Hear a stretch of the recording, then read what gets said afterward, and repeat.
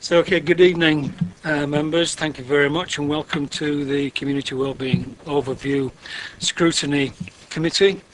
As usual, we start off with agenda item number 1, which is the fire evacuations, and I will read that out. There are no fire alarms scheduled for this evening. Therefore, if the fire alarm sounds, please evacuate the building immediately. The fire exits are located at the rear and the side of this room. Go down the stairs and meet in the War Memorial Park. The second item is just for public information to note that the open proceedings of this meeting are being webcast on the internet.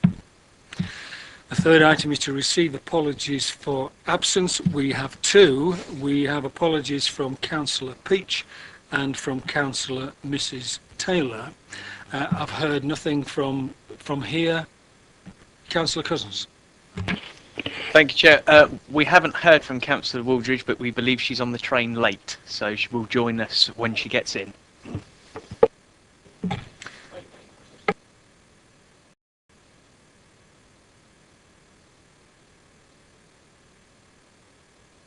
Thank you very much for that detail, Councillor James. So, item 4, resignations and replacements. That's an easy one. There aren't any, as it can be seen by the depleted numbers on this side of the committee. Item 5, declarations of conflict of interest or whipping decisions. There are none as far as I'm aware. Item 6, urgent items, none. Item 7, to confirm the minutes are correct, the minutes of the meeting held on the 5th of December, and the contents of which will be taken as correct unless there is a specific resolution otherwise, and paper A is on your agenda. Are we happy for me to sign them? Thank you very much. Thank you, members. Member and public participation upon issues contained within the agenda. There are none. Standing invitation to relevant portfolio holders to present reports of their activities, etc. We don't have a portfolio holder here, as can be evidenced by the empty seats over there. I understand Councillor Mrs. Still is unwell this evening, otherwise she would have been in attendance. Item number 10, referrals from other committees or the Council, none. Item 11, issues referred by the Cabinet, there are none, which brings us to item 12, which is paper B, and is local level decision making. And we have the very lovely June Bolcombe here this evening, who is going to present her paper. And as usual, I'm sure you're quite happy to take questions before we move into member debate. So June, over to you to introduce your paper. Thank you. Thank you, Chairman. The report presented to this committee presents a proposed framework for progressing local level decision making. The main challenge is to address the deficit of local level decision making in the urban areas. 6 options have been considered, and it is recommended that 3 are considered under the draft local level decision making framework. These are area committees and neighbourhood partnerships and urban parishes. For the purpose of a pilot that we can learn... Sorry, just to interrupt you for a second. I see Councillor Bound is raised his hand. I'm not sure why. Sorry. Is that better? Do you want me to start again? You were in full flow. I was. Sorry, do you need me? I can do. Okay. The report presented to this committee presents a proposed framework for progressing local level decision making. The main challenge is to address the deficit of a local level decision making body in urban areas. 6 options have been considered, and it is recommended that 3 are considered under the draft local level decision making framework.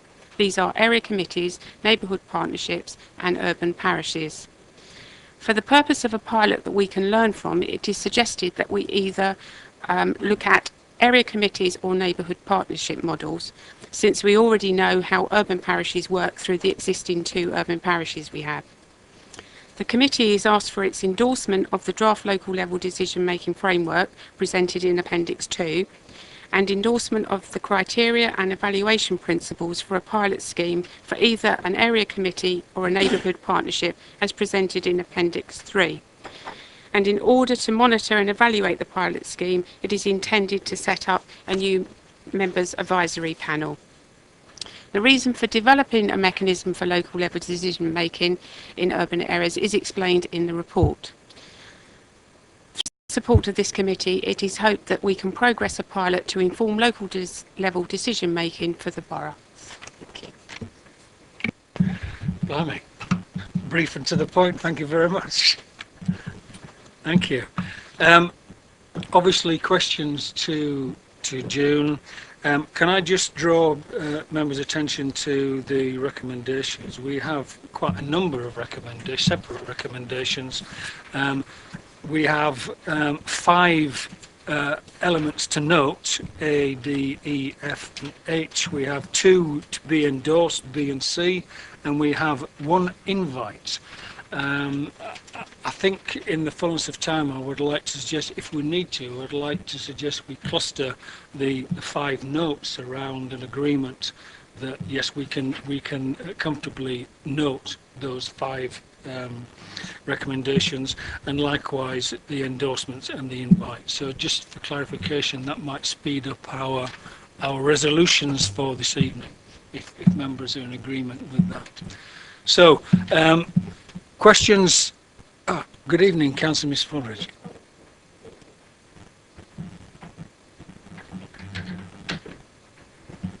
You've missed the presentation from June, unfortunately. Yes, already. It was very. I'm reluctant to ask her to do it all over again. Is that okay? Thank you very much for that. Thank you.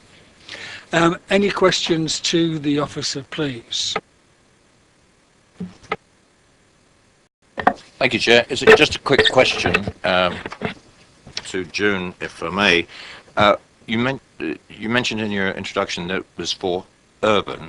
Could you just clarify how far you go to define urban? Does it include the larger settlements of Tadley, Whitchurch, Oakley, or is it Basingstoke town we're talking about? It's those non-parished areas. So Tadley, Whitchurch or whatever are town councils, they're parished. They've already got bodies there. So it is about non-parished areas. So mainly the town, it is the town area. Thank you. Councillor Jones. Thank you, Chair. I'll just query on the option 2 is the catchment area you're proposing. There's no argument about localism. The idea of it. I think that's right. But it seems to me that the area you're talking about is quite a big area. We take our wards actually. We have actually got a parish in part of it.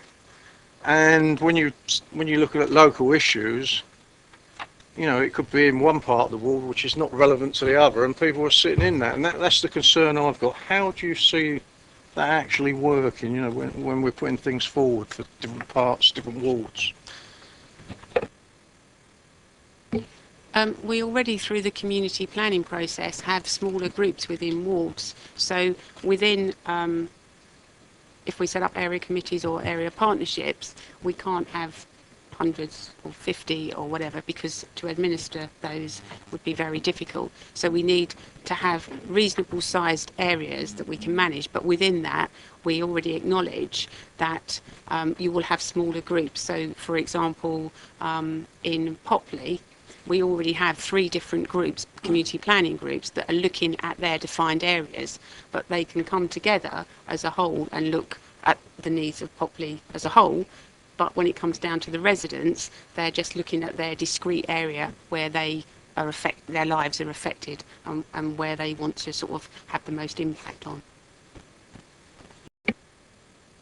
I understand that, but what I can't get over is if you've got a committee of people and then you suddenly say to people, sorry, you're not sitting on it, because that seems counterproductive. Whereas from a personal perspective, I'd like to see smaller committees.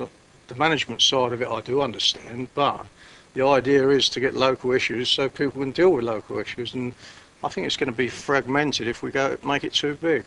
So, because who's going to decide who sits on what committee is the real crux of it. It may be that, take Buckskin, it may be something on Buckskin Estate, and you may have half a dozen people on this committee and maybe 2 from Buckskin Estate.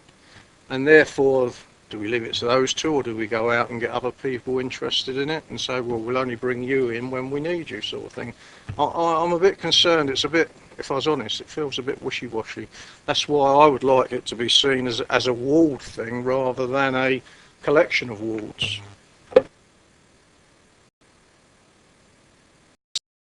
So, was that a question to the officer? Could you help me? I've got the question. Thank you. Cheers. June, would you like to respond to that? I think it comes back to what I said in the first instance, that if it's wards, we have too many wards to be able to support and administer. The models actually show, and where we've been out to visit, that people aren't detracted from being involved in their decisions. For example, if for an area committee, the actual decisions are made by the ward members that would make up that area. So what they do is they base their decisions based on the information that they get from the involvement in other agencies and the residents. So that they would sort of, their meetings would be like consultation meetings, if you like, and residents would give their views, and then members would make the decision. If it was a neighbourhood partnership, then a partnership is made up of lead agencies, councillors as in members, and residents that would represent. So in that structure, you've got all those people that would be involved in making the decision. So all the way along the way, it's collective decisions, and it's about people expressing their views and then informed decisions being made on that basis. Thank you very much. I have Councillor Miller, and then, I beg your pardon, Councillor James, then Miller, then Cousins, please. Councillor James. Thank you. The decisions, local decision making, we're trying to build a framework about how we constitute the body to make that decision, and I totally agree with Tony, which won't happen very often, I'm sure, but I will today. But what we're not seeing is what decisions. Now, usually when you want to make a decision, it's a decision over how you're going to spend the money.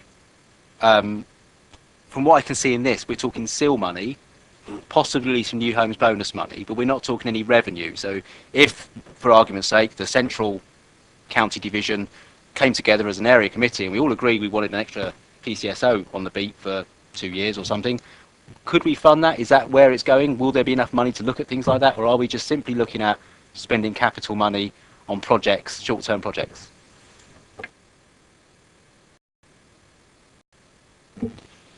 I think initially for the pilot is just to see with existing funds that we have how that would operate. The idea of the pilot is to see and get mechanisms in place. So therefore I can't answer how it would progress, because this is just a pilot to test either one of these models and how it would work, and we're suggesting using existing money that impacts locally for people to get involved locally in making those decisions, and then as part of the evaluation and monitoring we would see how that worked, and then as we progress local level decision making to see how that may be able to be expanded or into different areas and get buy-in from partners, for example. Okay. Yeah, I'm just going to add to that. I'd like to think that if this did develop, there would be the potential, as we've done with Section 106 funding in the past, to direct that, for instance, as we've done to a youth worker for a certain period of time in an area. We've used capital receipts through the development process. We've converted that into a revenue budget for a certain period of time, and it's led to, in the past, the appointment of community centre managers or youth workers. So that could be something that could be devolved to the community, in association with the community, to look at.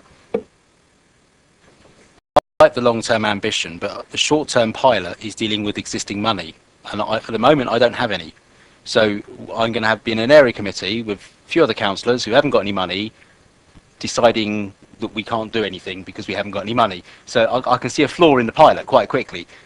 So what money is there? What am I deciding? What are my decisions going to be? What are we deciding locally?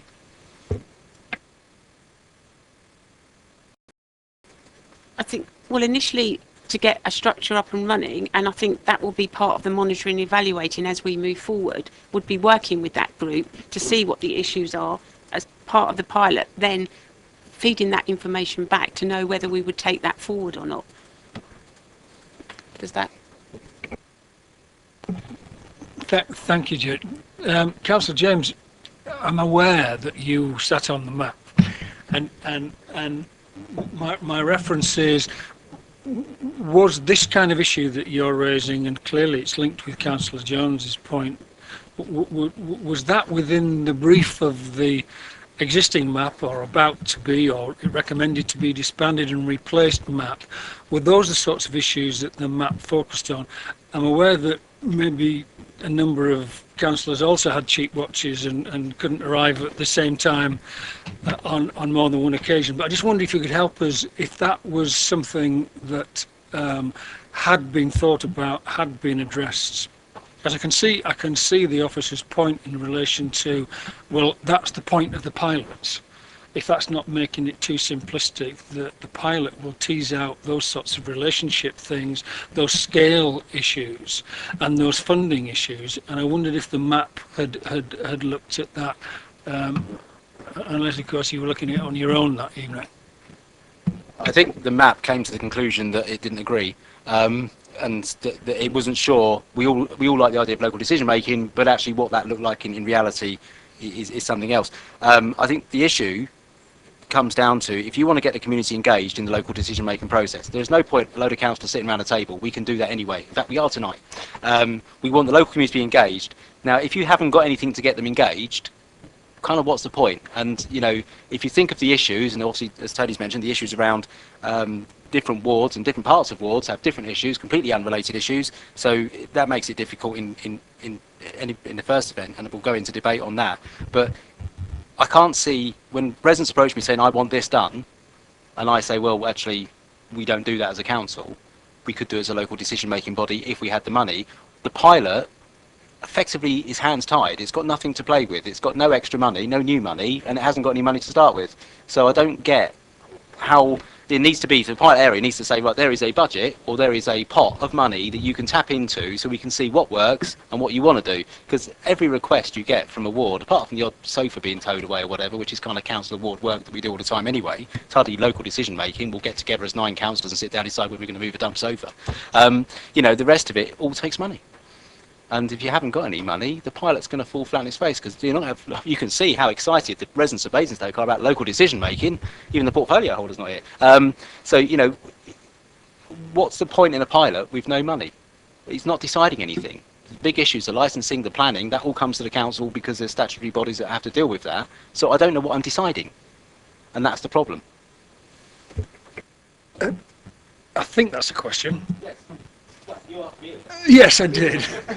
I did. June, can you help us? Because that's actually quite an important point, isn't it? The enabling part of it, and that's the bit that's going to stimulate involvement, isn't it? If there's a belief amongst residents that, okay, I'm going to join this thing, and we will have the wherewithal to do the kind of things that we're identifying we would like to do, or however small the scale is. So is there anything you could help us with that? One of the drivers that sort of initially, when we started looking at this, was around the community plans. In the parish areas, community plans or parish plans are adopted by the parishes and are taken forward, and those are the aspirations and actions coming out of what the communities have come together.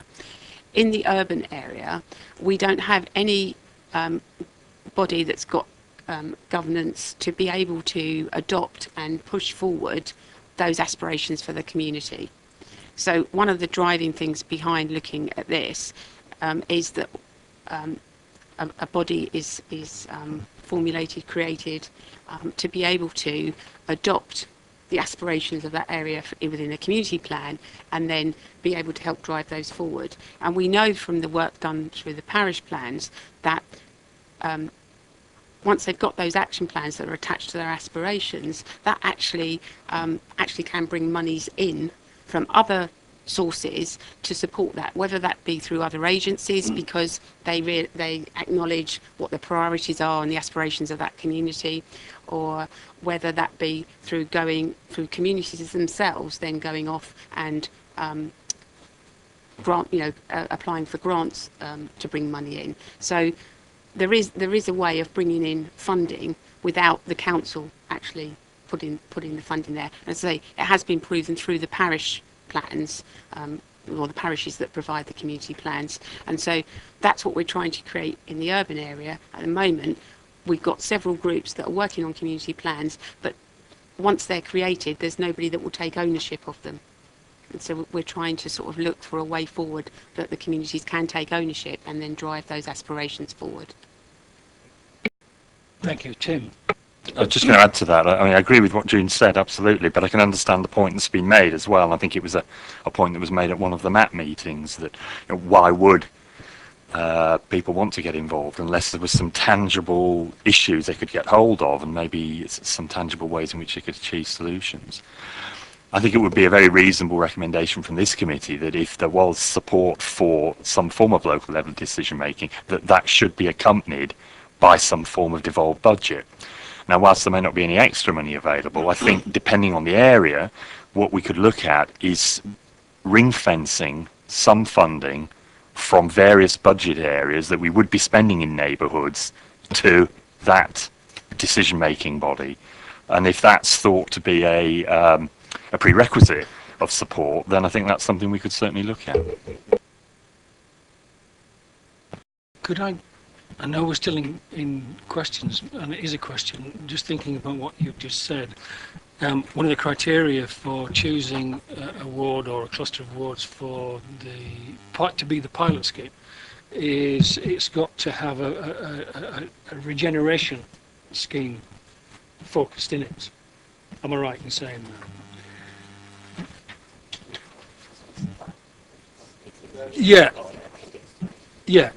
Yeah, it is. It's there, and I'm just wondering on the basis of that, whether if this committee is already identifying a shortfall in terms of enabling money to make it happen, that's going to incentivise people to get involved if they believe, well, okay, we can sit around and we can have some great ideas of what we want to achieve, small scale, medium scale, or whatever, and then know that there's the likelihood of some funding to realise those sorts of aspirations as you're talking about.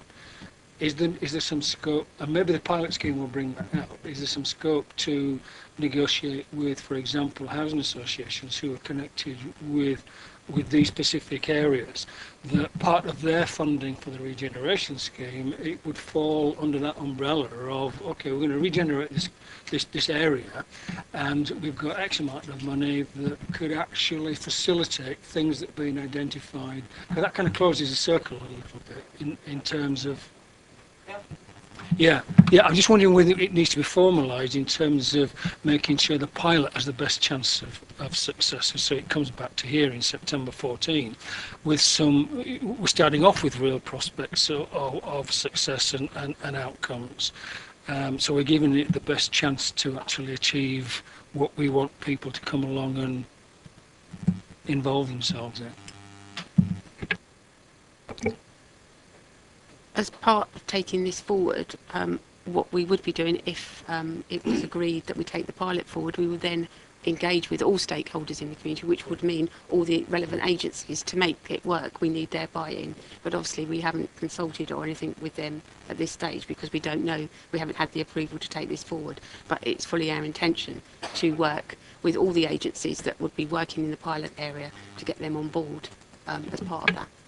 And over time, the pilot scheme would tease those sorts of relationships out, is the intention, I guess. That was a question. Yeah, sorry. Oh, sorry.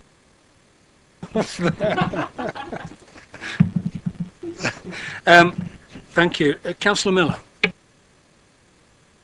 Thank you, Chair. This isn't really a question, but at this stage, bearing in mind what we've been listening to now and some unease, and I fully appreciate the unease that's been expressed, would it be appropriate if I just explain how it works in Chinham as an urban parish and the fact that we have a ward councillors and we have a parish council? We also have a slight anomaly.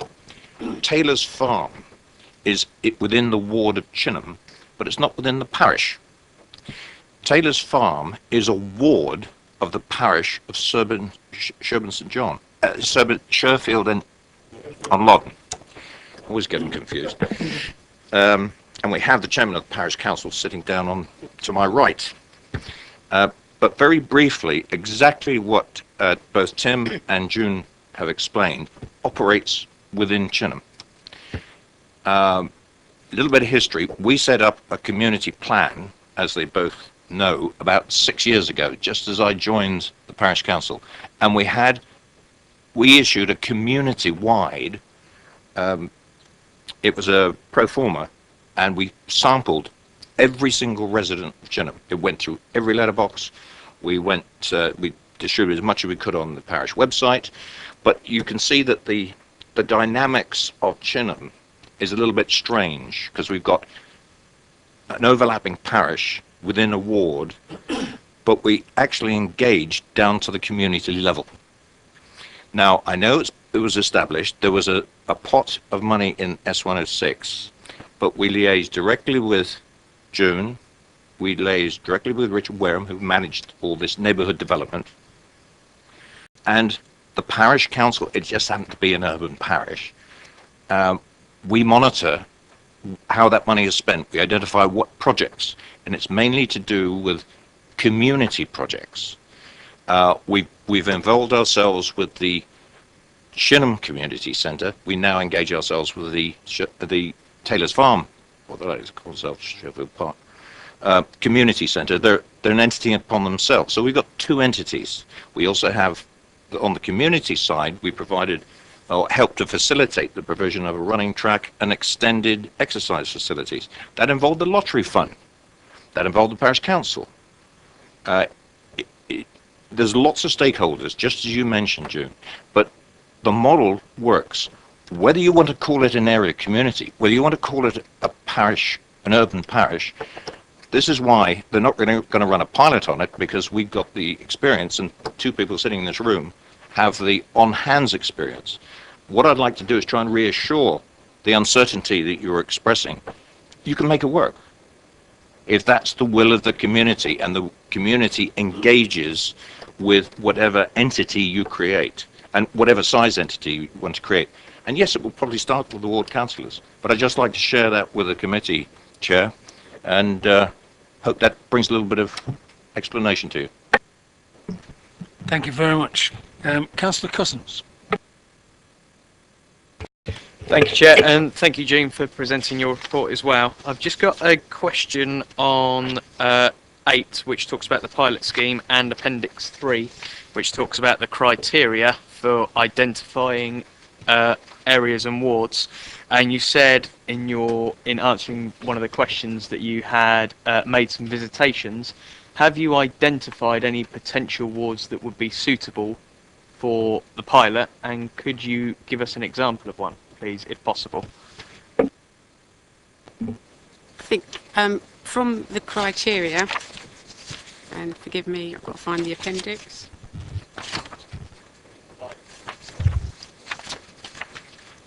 Different page numbers. 80.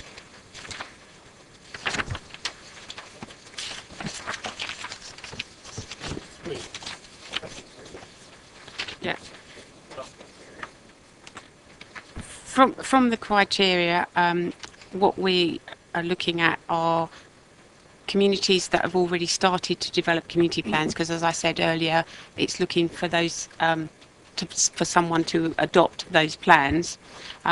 We've got several areas within the town that are doing that. There's South Ham, there's Buckskin, and there's Popley.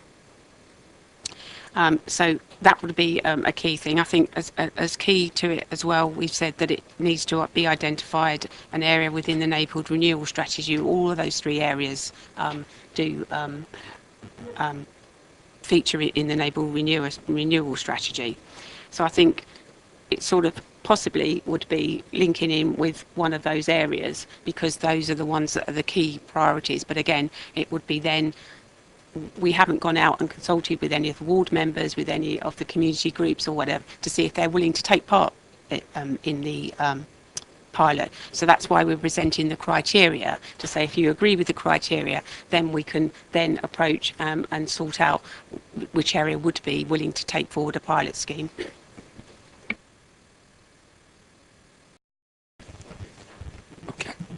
Thank you. Councillor Tomlin. Thank you, Chair. Well, firstly, just if I may, a little comment. I have a question.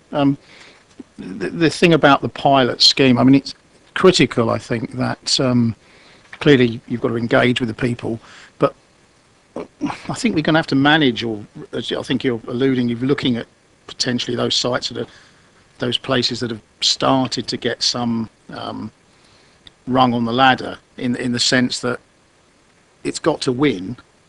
And the example of Chinham, it was hard, whatever, but there was some funding in place, and exactly as Councillor James has said, there was a carrot, if you like. It was there. Let's spend some money. So I think we've got to be very careful to engage people. They're going to want to see success, or a high probability of success. Otherwise, it's a means to a black hole, really.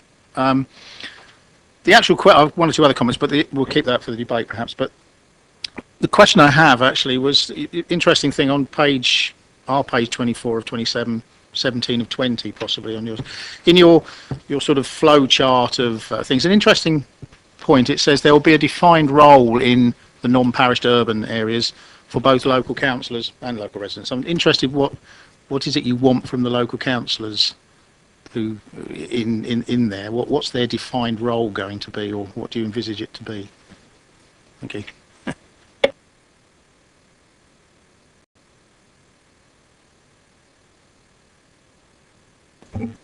That would be depending on which which model we choose going forward. If it's an area committee, the role of a councillor will be, actually they are the decision makers, so they will listen to the views of stakeholders, be that agencies and service providers and residents, and then make a decision, whereas the role would be very different in a neighbourhood partnership, where the members would play an equal part to stakeholders and representatives of the community in a committee. So their decision making would be a collective role, whereas in an area committee, members would be making the decisions. Sorry, does that explain? Well, yes, it does. It was I suppose the question is, how much are they therefore going to influence the local neighbourhood view? They're not sort of a conduit. You're saying, you mentioned the word making decisions. So you see that's important, that it's, because you were talking about getting like a body that has some representation, so it's been possibly voted on, or you're not going to achieve it. I mean, if you're going to use the ward members to do that, I just wonder how much of a challenge it would be for them, in the sense of trying to hold back and let the community come forward with its ideas, rather than saying, no, don't go down that route because I know it won't work, as opposed to trying it. I'm a little confused. I suppose the question then expands, so in the parishes, what would you see the ward members' role? Which I know you haven't mentioned in there because you're not talking about it, but you know, when you get to a parish, you've got a ward member that it's the parish council's making the decision. The ward member helps, but doesn't make the decision. So it's sort of depending on where you are, there are different roles for, or I see possibly different roles for the ward members. It was just some clarity, really, no criticism at all. It's just a clarity on it. I think you've just sort of explained there that the way the parishes work, the ward member has a different role. What we're saying is, in neighbourhood partnerships or in area committees, they're different roles, and as part of the pilot, we would then see how that actually would operate. area committees, it is if you've got a collective of 3 wards, so it could be, I don't know, 6 members or 7 members, then they would collectively make a decision after listening to all the views of service providers, agencies and the residents, and then make the decision. We've been to visit, we've reported back on in Wiltshire, where they work on area committees, and when we spoke to the councillors that are operating that, they said yes, they're very visual, but they're also very conscious that they are accountable, that their electorate, if you like, are looking to them to make the decisions on their behalf. So they're much more visible, I think, on that basis.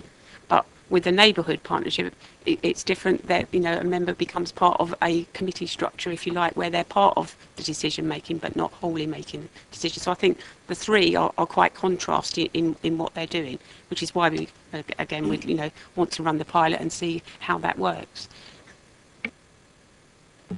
Could we try and focus on the options that we're looking at in relation to the framework? The last 10 minutes we've been speaking about urban parish versions, and we've said that the urban parishes aren't part of this, they're kind of effectively excluded, aren't they, because we've already got those up and running. Yeah, they're only excluded because we can go to the 2 parish councils and ask them how it's working and get their views. So it's the models we don't know, that we would like to try one of them to see how it works. Yeah, absolutely. Thank you. Councillor Mrs Woolridge. Thank you, Chair, and thank you, June, for the report. I found it very informative. I've got a couple of questions. Firstly, about the pilot that you're going to choose, or is going to be sort of chosen. Isn't there a case for having 2 pilots? One, because obviously the pilot's only going to have one form, or whether it be the area committee or neighbourhood partnership. But then there's still an untried format, which may be the best. So a neighbourhood partnership may be, for example, the best model for a Popley. But then, if say in Brighton Hill, 3 or 4 years down the line, the area committee might be in the best format. So I just wondered whether if you thought about maybe having 2 pilots, one pilot in the area committee, and then one pilot in the neighbourhood partnership. So then we've got a broad spectrum of things to monitor and to evaluate during the map thing that's going to be set up. Just your thoughts on that firstly, and then I have another question. The reason we're only proposing to do 1 pilot really is a resource issue within our team, because setting up something and running a pilot we realise is going to be resource intensive to support that group. So it's really, we've suggested 1 pilot for that reason really, that we don't feel that we have the resources to actually be able to support 2 pilots.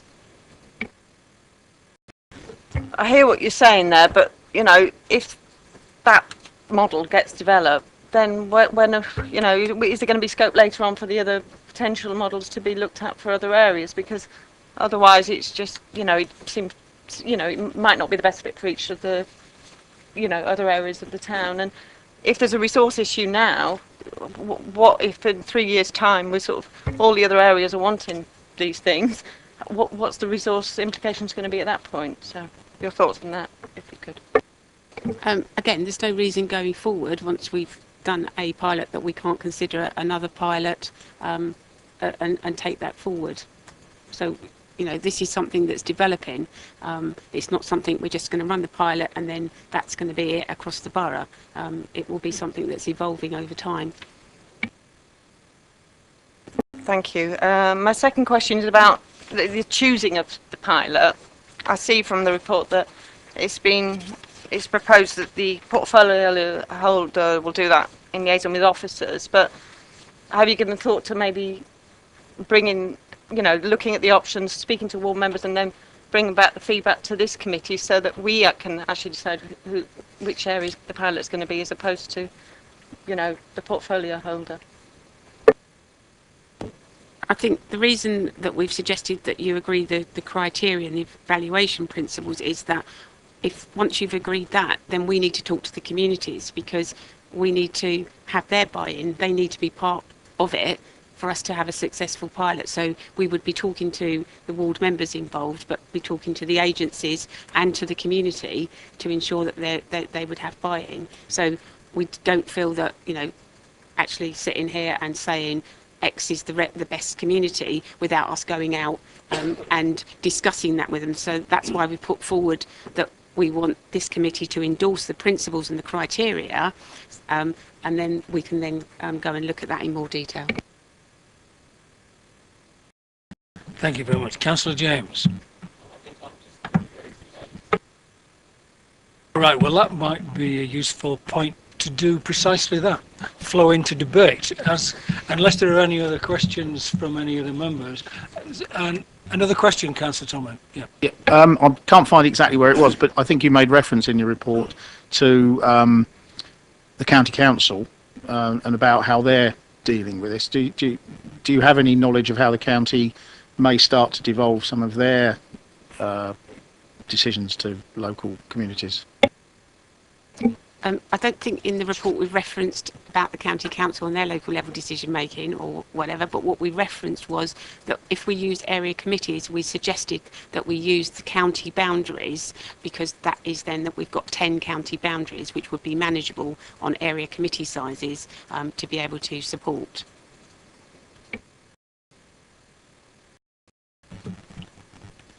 Any other questions before I ask Councillor James to help us flow into debate? No? The floor is yours, sir. Thank you, Chair. I mean, the reason I put my hand up when I did is obviously to really have a chat with Councillor Miller just across the room between ourselves. Obviously, he mentioned Chinham, and I thank him for those comments and sharing it with us.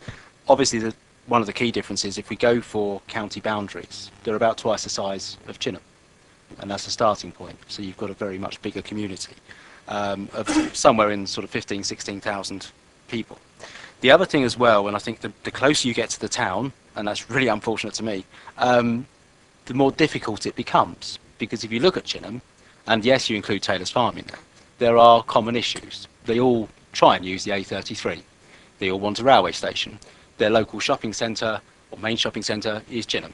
So they share that some common bits. They possibly generally use the same primary school.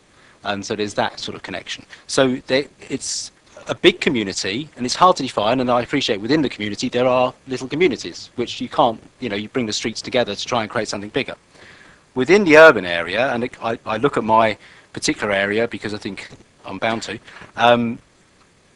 what happens on South Ham really doesn't excite the people on Eastrop, because the people on Eastrop have got no reason really to go to South Ham, because it's a long way away. It could be 20 miles away.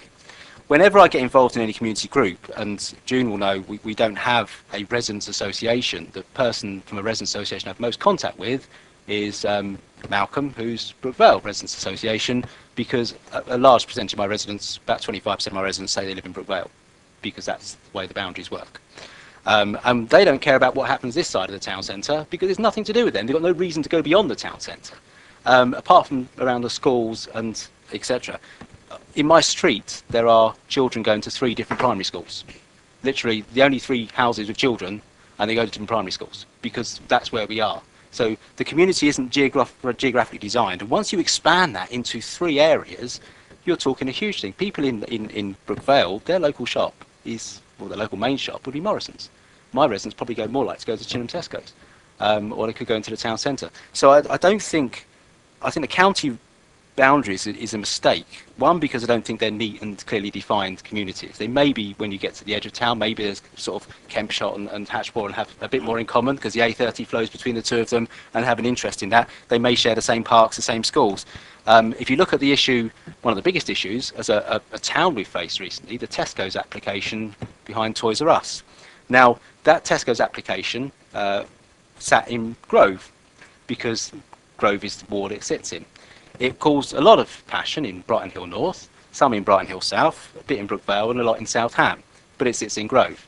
And yet if we go by county boundaries, it's all kind of weird. That will sit with Grove and Brighton Hill, be nothing to do with South Ham. So I think communities rather in the urban area, rather than having a defined community that shares the local shop, which in rural areas is often the case, I don't think it's defined so easily geographically. It's more defined on they're pop-up community groups that come along to save down Grange, or they might pop up to fight Tesco's, or they pop up for different reasons, for different projects in different schools, and they can come from a larger geographical area. So the community isn't defined by geography, it's defined by calls, which makes this very, very hard to see in practice, because I can't see a situation where myself and the Southam councillors and the Brookvale councillors sit down with Section 106 monies that came about because of a project in Southam, that the Southam residents are going to be happy to see them spent in Eastrop, because clearly there's no community benefit to them at all.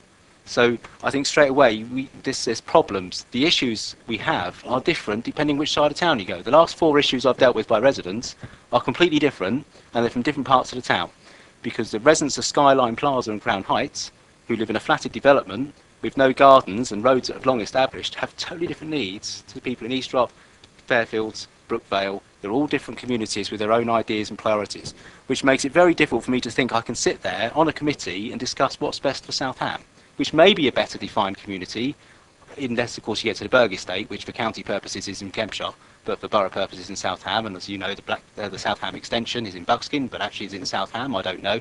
You get so much confusion. I think it's really tricky. Now, in terms of the county council, their local decision making seems to be the county council grants that they give county councillors. And there may be some mileage in that, because they can support projects that pop up in the community. They may serve a community wider than their own ward. Certainly if we do something in the Memorial Park, that really impacts on the residents of Eastrop and Grove, because they both use it Memorial Park. You live down that way, you probably walk your dog on the Old Common Memorial Park. That's a community asset for those 2 communities. People of Southam aren't going to go to Memorial Park very often. So I think that might be an easier and clearer way to go. If you went down that route of saying, we will establish a grant, and yes, there'll be some new homes bonus money and seal money attached to whatever that grant is. So if you've had lots of development in your area, you'll have more money than the councillor who's sat on the fence and been a bit of an NIMBY, to be honest. Perhaps we'll get less opposition to development, particularly in the rural areas. If the borough council was told, well, actually, if we build those 6 houses, you'll be able to, put a new bench by the village pond, or whatever their desire of their community is. Obviously, within the rural areas, you've got parish councils that will be a lot of the, we'd like to do this, we'd like to do that. Within the urban area, you'd have different groups popping up, but perhaps rather than try and force a community together and then work out what they want, perhaps we need to say, there's the money, now the community can pop up. And if local councillors decide, you know what, I've got 10 or 15 people spread around the ward quite evenly that give me great advice and bring me great projects, I need to sit them down in an informal committee. Yes, as a ward councillor, I'm accountable, so I make the decision over how we spend our grant, or if we spend our grant. And if I spend it very badly, I'll get booted out in 4 years' time. That's absolutely fine. But then it kind of grows organically, rather than us saying, right, as of this moment, there is a community, Southam, Brookvale, Eastrop, you're a community, who wants to get involved? Maybe we need to do it the other way around and say, right, here's a pot of money, how can you help your councillor spend it? And then people will come. And perhaps there's a different approach, but rather than this, I think, having sat on the map and gone home and thought, I really don't know what's best. This is the nearest I can come to as what is best. It's a starting point. And then you may have various different ideas grow up in different wards without officer support, because naturally, Southam Residents Association, if there is such a thing, will come together with their ward council and say, I know you've got a pot of money. We want to do this, we want to do that. And then they may come together themselves and create their own community forums in their own making, and they may be slightly different across the borough, and as long as the decision is made finally by someone who's elected, who has that accountability to the electorate, then I think that's a good thing.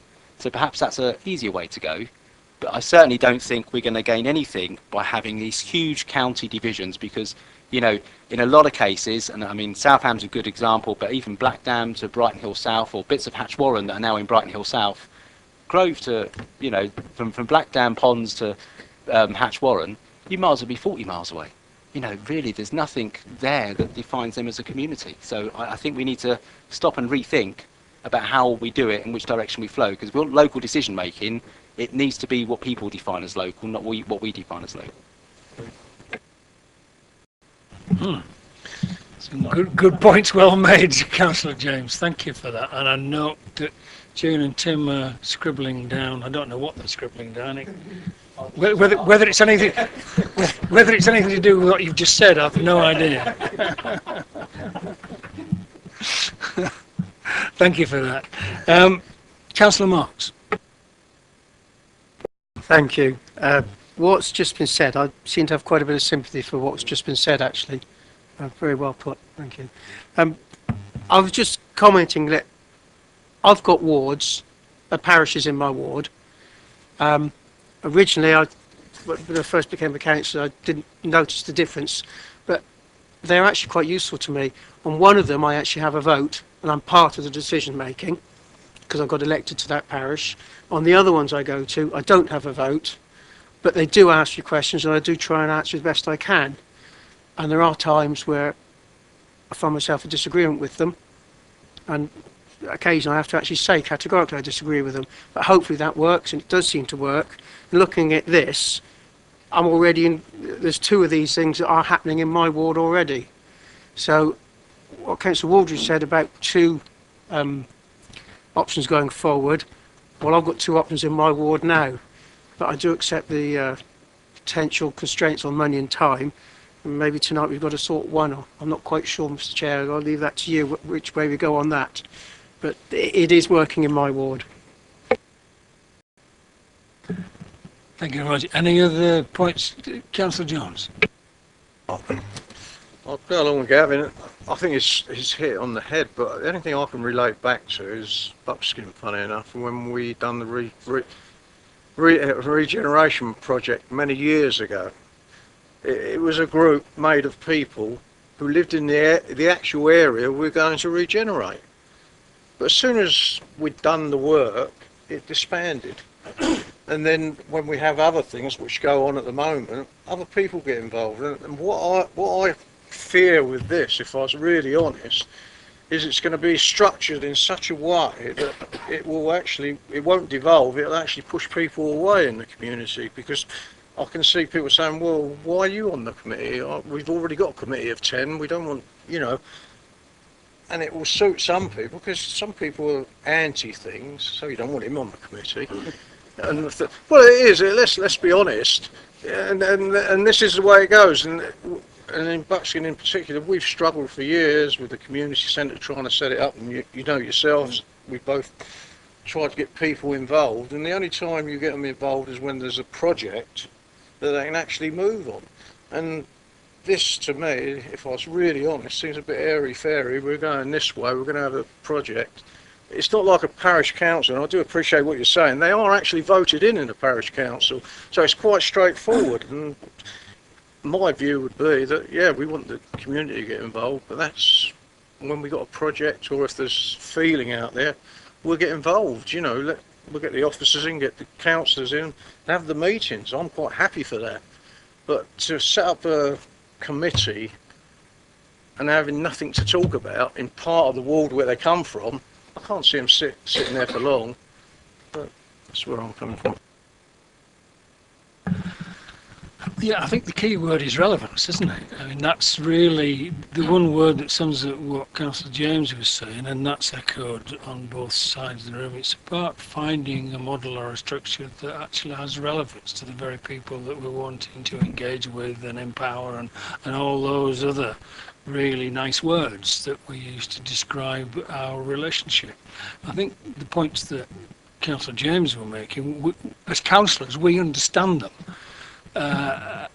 Certainly round this table we understand the points you're making because they resonate with us as elected members. Whether they would do the same with residents who aren't elected and have a different perspective, I don't know, and I think possibly the pilot is the vehicle to test that out. See, I would not want to lose what Councillor James has said, because I think that's a really, again, we understand it, because we understand the language, we understand the sense of it, and we can build it into our understanding of our own wards. So I'm got half an eye on what Tim's scribbling away here, and I would definitely want to capture that by way of feedback to beyond this committee into the next stages of the programme. So, any other? Yes, Councillor Tomlin, and then Councillor Miller again, please. Thank you, Chair. I found my paragraph. I knew it was there. I've been looking for it. I probably didn't explain it very well, but it's actually quite interesting. It's on page 14 of 27, or 7 of 20, and it's 5.4.3. Decisions devolved by the council can only be those for which the council has responsibility, so would not relate to issues of education, health, policing and highways, for example. Now, I'm, as it happens, before I was a borough member, I'm a formative member of helping do the Bramley plan, and they are the numbers 1, 2, 3, 4 and 5 on the list of communities' concerns. And so it says that further down, unless other agencies such as the county council, that's where it was, may themselves devolve decision-making powers, particularly if a community's wishes are clearly set out in the community plan. So that was really my feeling. Are the county coming along to help to match us? Because I can bet your life those sort of issues will come up. And if people say, you can't do that, we can't do this one, or that, we've got to be careful and somehow find out the best we can. Say, well, actually, you might be able to put and recommend a zebra crossing because you've got a good need for it, and the county are actually slightly more flexible now and they understand local planning. So that's really what I was saying about how do you think the county are going to help us with those issues which are going to come up. Thank you. Councillor Miller. Thank you, Chair. My last little contribution I didn't think was part of the debate, so I'll have a little debate now. Having listening to the concerns around the table, yeah, I can sympathise. I can perfectly understand it. Comment on the term pilot. My feeling has always been, if you have a pilot study, or have a see whether one system would work over another, or whatever the context happens to be, you de-risk a lot of the issues that have been raised. If you make it too big, you will find problems, no doubt about it. What you're trying to evaluate in any study is, will this model work? And if you capture it in a slightly smaller scale, once you've got the methodology right, then you can expand it if required. And that should fit all the different combinations that we've heard examples of in the urban area of Basingstoke. You're absolutely right about your comment about Chinham. It is a little island on its own. We like to say we declared UDI, because whenever we write a letter, we never put Basingstoke, we always put Chinham and then the postcode. But, oh yes, I know, sacrilegious. But we got Reading in there anyway, so. But my real comment on here is probably it's a little bit of caution. It's looking at the risks. To make it too big, I think could, at this moment in time, actually give us a distorted picture. If we had it in the smaller scale, that way, it's an exploratory thing, a pilot, and then we could look probably in maybe in 2 or 3 places, focus on one and see, okay, maybe we want to start to set this up. Could we actually transplant that? Could it work in the other areas? Focusing on the communities. There are community organizations, they vary. They operate under different names. June, you yourself know the community organizations around the town, around the borough. And that's where you focus on it. It happens to be in Councillor Cousins' ward, or Councillor Jones' ward, or Councillor James' ward. Then there's your connection straight away. I think that's probably my contribution as far as that's concerned. I'd just like to say it's a joy to actually see something from the Localism Act coming around to a committee in here, because we had a lot of promises back in 2011, and if this is just the start of it, once we establish the model, maybe some of those delegated powers might start to filter down. But we can't prejudge it. We could guess, we could postulate all we like, but we don't know. But if we get the pilot right, and you can change it, you can modify it. We've got the time to September 2014. I welcome this paper, I really do. And I think what we're trying to do now is fine-tune it to make sure that it's adaptable in the various scenarios that we've heard around the table tonight. That's my contribution, Chair. And thank you very much for it. And I endorse what you're saying in terms of where we are in putting that context, in terms of, okay, this is the first real live taste of the Localism Act, I think, certainly from my point of view. And I welcome this approach, whether it's the right one, whether it stays this way. I would think it won't, because that's the whole point of the pilot, to determine whether where we've set out is and the mix that we've got is the one that we're going to actually finally end up with. I would doubt very much if it is, especially taking Councillor James's really valid points about the whole process. But I would like to emphasise again from tonight's point of view, if you're looking at page 20 or 27, action and target date, this is the very first step in a long series of steps. We are looking to bring it back here in September 2014. That sounds like a long time away, but isn't, in terms of what has to be achieved in the meantime.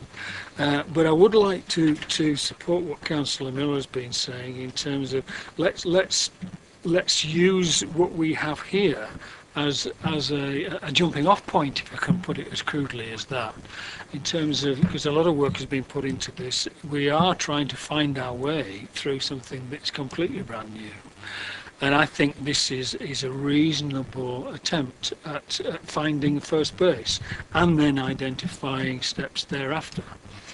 Could I ask the committee for a view? I know we've got we've got 6 options, which I think is from my point of view isn't entirely helpful, because that's too much to think about.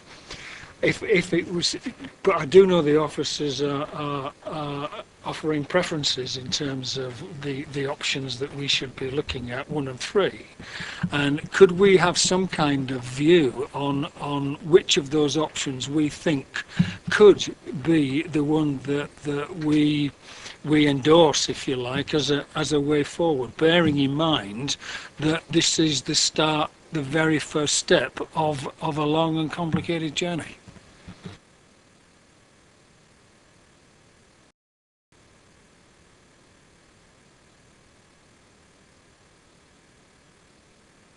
Shall we say, oh, right, okay, Councillor Miller, and then Councillor Marks.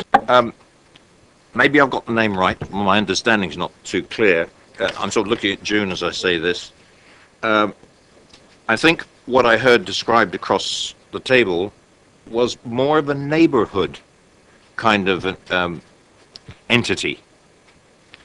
I'm not using the word ward, because a neighbourhood, I know some of the boundaries are a little bit wacky. You know, I live with that every day, and so does Councillor Tomlin.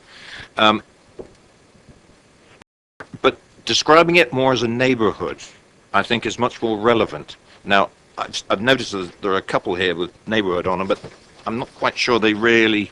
Neighbourhood council? Not sure.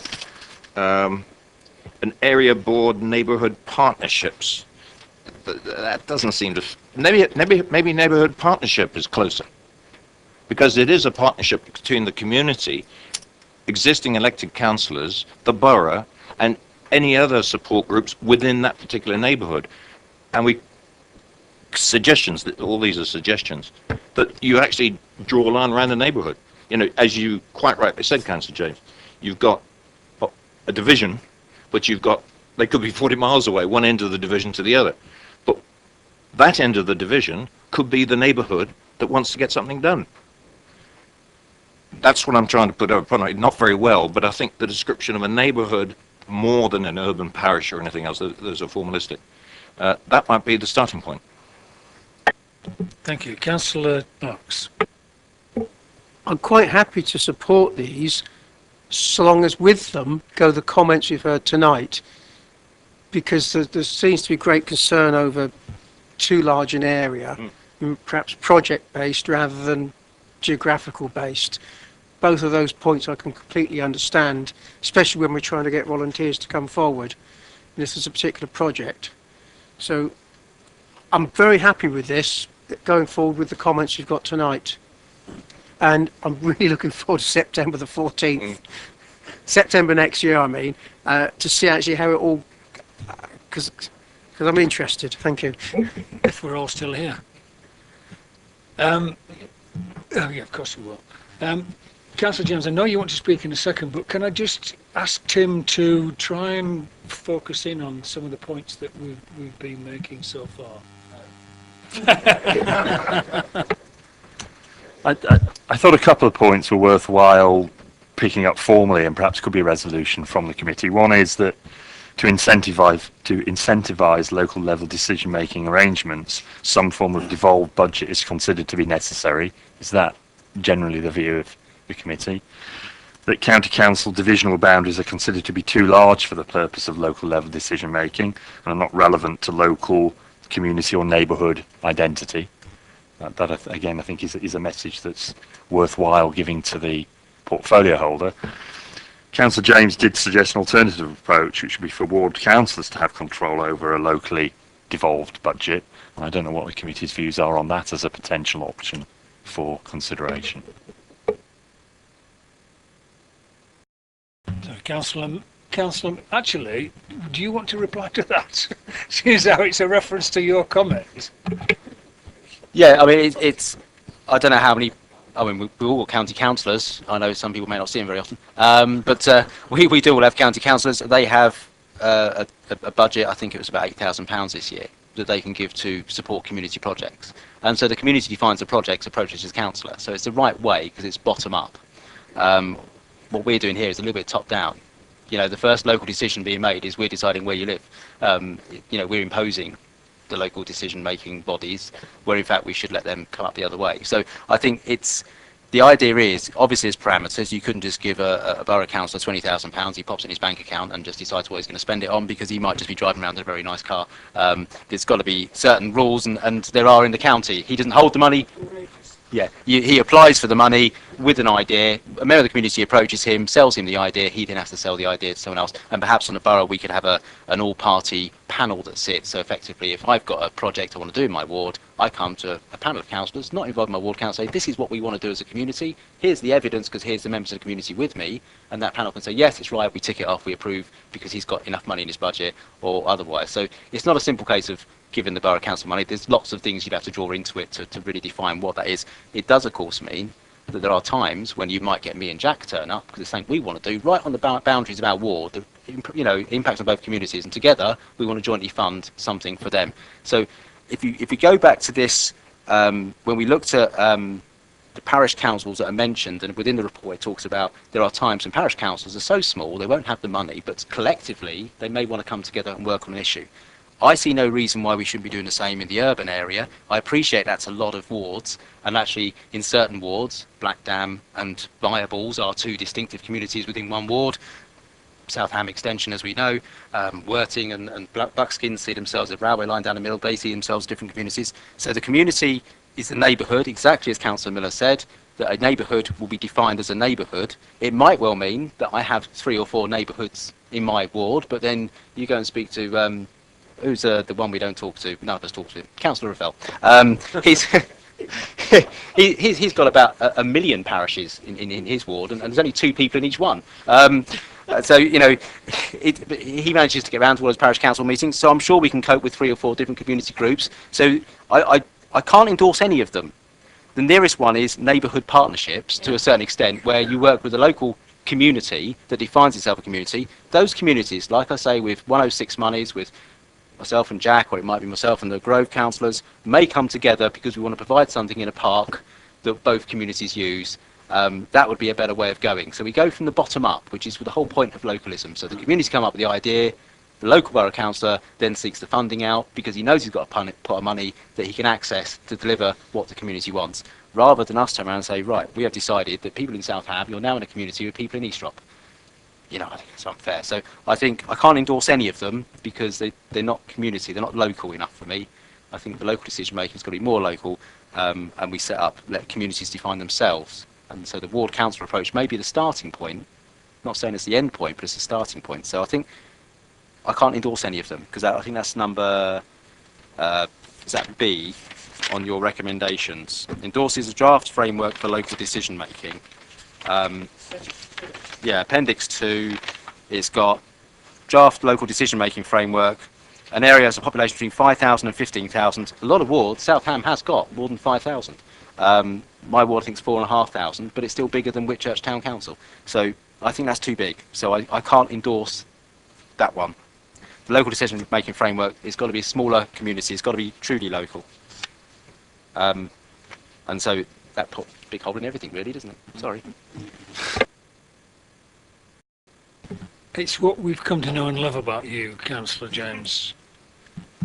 Was that the point you wanted to make before I stopped you and turned to Tim? Right, okay, thank you very much. Councillor Miller, I think. Councillor James has just mentioned one thing that has been we've been skirting around it, is governance over all this. And it's basically the fiduciary responsibilities that somebody who wants to come up in a community and say, come up with a good idea, they don't have it. They're not elected. They don't have anything in the way of control of budgets. Okay, the county councillors have, yes, the £8,000 a year. And the way we normally do it through S106 is through all of us, up through to June or to Richard Wareham, depends what the subject matter happens to be. And we're part of the governance, and we're in place. And I think we're the link. It may not start with us, but we are definitely the ward councillors, the link up to the borough, and they hold the budgets. I don't want to put 10,000 in a safe in the local community centre. No, thank you. We have a budgetary system, and it seems to work. And I don't know. I mentioned that this option 3 about the neighbourhood entity that might be created, I think it offers the flexibility that Councillor James identified. Now, coming back to where we want to go this evening on what we want to do with the pilot, through you, Chair, could I ask June if there's a mix we could put together here for recommendation to the portfolio holder? Because I think there's a fairly good consensus around the table about this is the way we want to go. Can we maybe adjust the definition of the neighbourhood option 3 to make it fit, and see and kick the pilot off anyway? And that's the whole point of it. You can adapt it as it goes along. And then by September 14, we should come up with some workable arrangement. Well, I mean, I'm content with that as chairman. If that is a view that the committee as a whole has, bearing in mind that we are noting for the most part and potentially endorsing other bits, we're not actually making firm decisions about how this happens. June, did you want to make a comment? Or Marion, did you want to make a comment on the suggestion that there's a tweak of some description with option 3? Yeah, I mean, we would be prepared to sort of consider with the portfolio holder under the neighbourhood thing is just considering a ward rather than the collective of wards to see how it would work in one ward.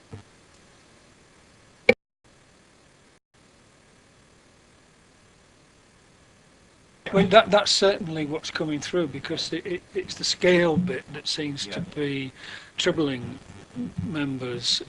If it was on a scale that actually made some kind of sense in terms of association and connection and geography or whatever else, that sounds as if it's something that has some traction with members. And if that's a possibility to make that suggestion from this committee to the portfolio holder through yourself, that yes, we hear and we read this, but our view is that it perhaps needs some adjustment that would make it more relevant to ourselves as elected members and to our residents, and the scale of things with one or two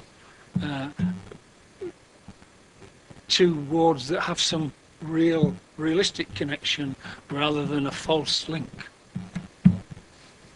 Councillor Brown. Thank you, Joe. I mean, I haven't contributed anything tonight, basically, because I'm in a sort of a rural, rural and semi-rural ward. I've got Borghurst and I've got North Tadley. And Borghurst is it's very, very, very, very different. And I don't know, 2,000 or 3,000 people there. And I attend their parish council meetings. I go to Tadley Town Council meetings. There are 16,000 people there, or whatever it might be. They're very different, but they've both got responsibilities to the people that they serve. And they both employ clerks, for instance. I mean, they look after playgrounds, they look after their own land and fight against people who try to adopt their own lands. They help local charities, they employ the clerk, as I said, they have responsibility for litter bins, they look at local planning matters, and they make comments, but they don't have any power whatsoever. They make their comment, but they have no power. And when I go to these meetings, I'm very often the only person there. Because, well, I mean, half the people in the area don't know where the town council offices are, and why should they care? Because there's nothing that they're particularly interested in, except when you get something like traffic calming measures that Hampshire County Council want to put into Heath End Road. And all of a sudden, everybody and their aunt and uncle turn out, because all of a sudden there's a cause for them to be there. And when I'm thinking of all these things, I agree with Gavin here. It's got to come from the community. You know, imposing something from the top down and saying this is what it will be, I don't think it's going to work or is worth having. It's got to come from the community.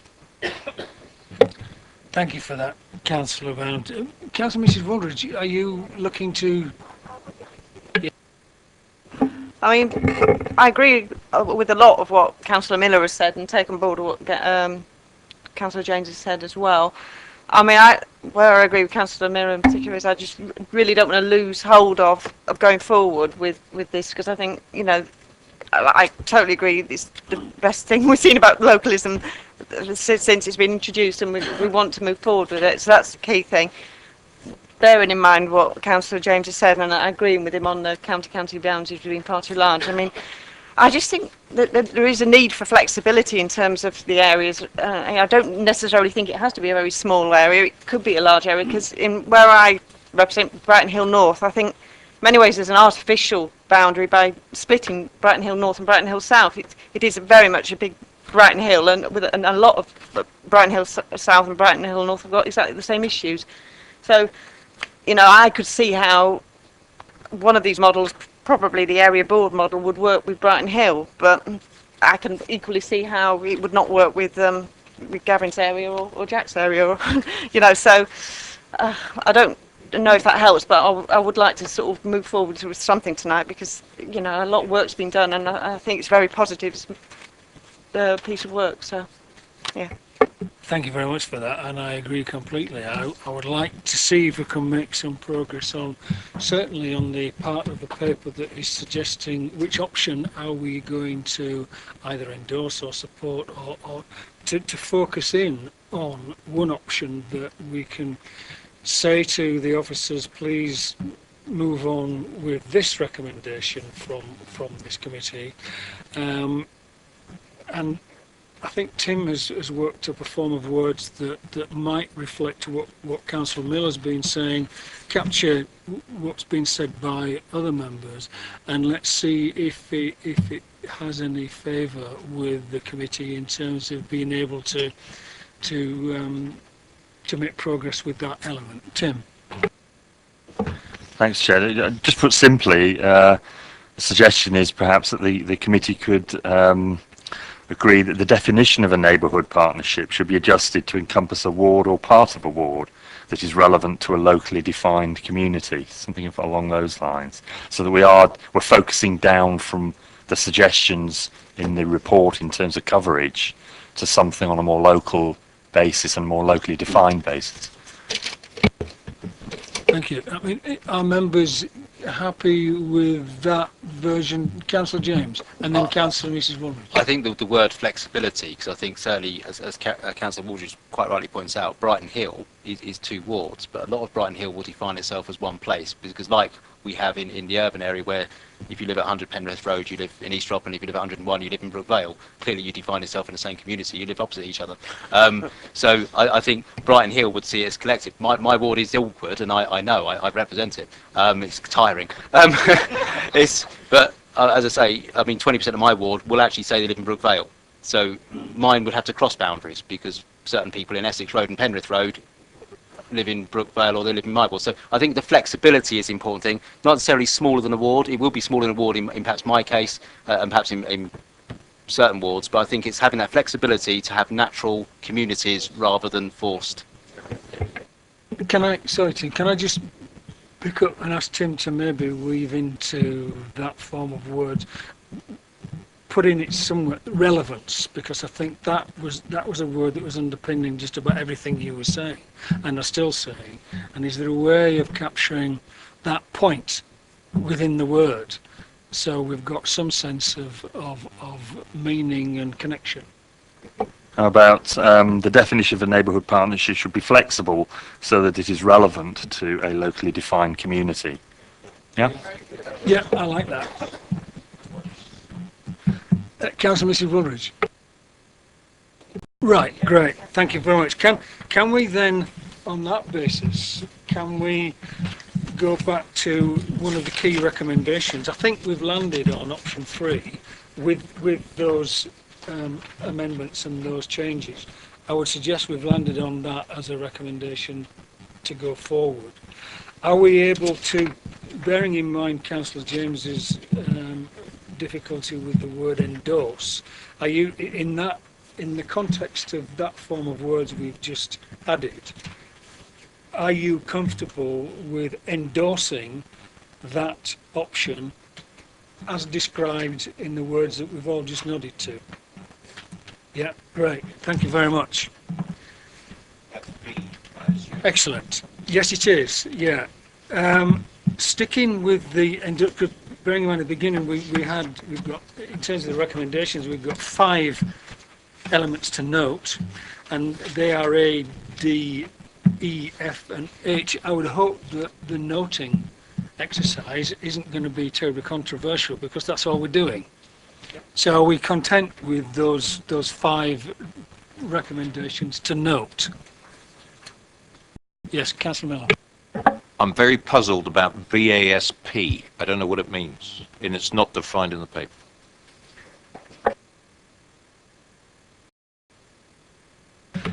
He threw your voice there, didn't he? Blimey, look, he's a little bit husky this evening, so you have to say. Yeah. Yeah, of course we all knew that, didn't we? Yeah. Okay, so are we content with to go forward with the 5 notes? We've got one of the endorsements agreed. Endorsement C, endorse the criteria and evaluation principles for a pilot scheme. Now, can we agree that? Have we? Right, good. Yeah. Yeah, okay. The final point is G, which is an invite. Of course, there's F to note the existing map be discontinued, and I'm sure Councillor James will be mortified that you can't go anymore.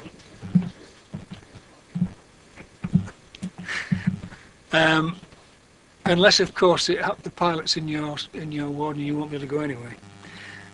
So the invitation is G, to invite members to express interest in joining a new map, and the rider to that is a footnote number 1.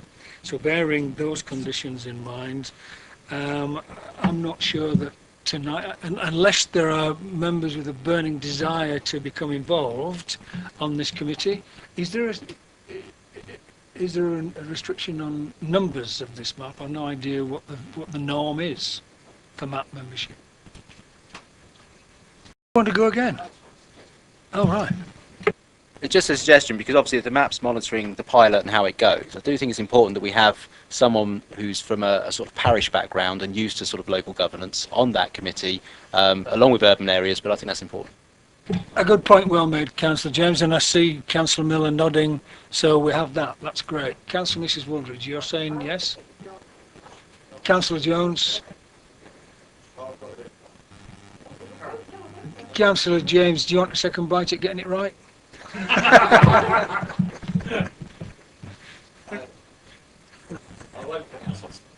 I'm stumped. I've never heard that before. What, are you going to reserve judgment then and think about it? Yeah, okay. But obviously this is open to any member who isn't caught up in that condition. Okay, are we done? I think we're done, ladies and gentlemen. Thank you very much. Yeah. Thank you, folks. See you next month.